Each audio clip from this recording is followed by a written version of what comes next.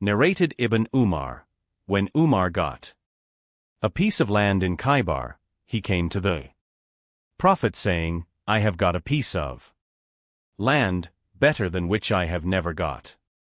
So what do you advise me regarding it? The Prophet said, if you wish you can keep it as an endowment to be used for charitable purposes.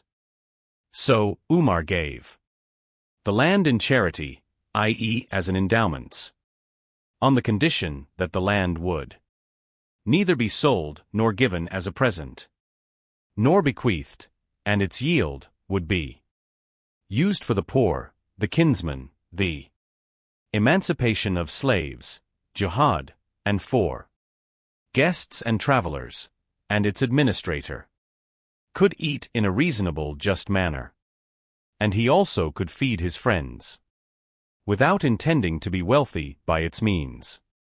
Sahih Bukhari, number 2772. The Book of Wasaya, Wills and Testaments. Status, Sahih. Narrated Ibn Umar, when Umar founded an endowment he stipulated that its administrator could eat from it and also feed his friend on the condition that he would not store anything for himself from it. Sahih Bukhari, number 2777. The Book of Wasaya, Wills and Testaments. Status, Sahih. Narrated Abu Musa, the Prophet said, free the captives, feed the hungry, and pay a visit to the sick. Sahih Bukhari, number 3046. The Book of Jihad, Fighting for Allah's Cause. Status, Sahih. Narrated Abdullah bin Umar, the people landed at the land of the mud, called Al-Hijr along with Allah's apostle. And they took water from its well for drinking and kneading the dough with it as well. When Allah's apostle heard about it, he ordered them to pour out the water they had taken from its wells and feed the camels with the dough, and ordered them to take water from the well whence the she-camel of Prophet Salih used to drink.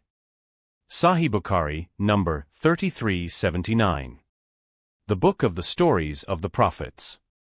Status, Sahih. Narrated Anas bin Malik, Abu Talha said to Sulaim, I have noticed feebleness in the voice of Allah's apostle, which I think is caused by hunger. Have you got any food? She said, yes. She brought out some loaves of barley and took out a veil belonging to her, and wrapped the bread in part of it and put it under my arm and wrapped part of the veil round me and sent me to Allah's apostle. I went carrying it and found Allah's apostle in the mosque sitting with some people. When I stood there, Allah's apostle asked, has Abu Talha sent you? I said, yes. He asked, with some food? I said, yes. Allah's apostle then said to the men around him, get up. He set out, accompanied by them, and I went ahead of them till I reached Abu Talha and told him of the Prophet's visit. Abu Talha Said, Sulaim. Allah's apostle is coming with the people and we have no food to feed them. She said, Allah and his apostle know better. So Abu Talha went out to receive Allah's apostle. Allah's apostle came along with Abu Talha. Allah's Apóstolo Said, Sulaim. Bring whatever you have. She brought the bread which Allah's apostle ordered to be broken into pieces. Sulaim poured on them some butter from an oilskin. Then Allah's apostle recited what Allah wished him to recite, and then said, "Let 10 persons come, to share the meal." 10 persons were admitted, ate their fill and went out.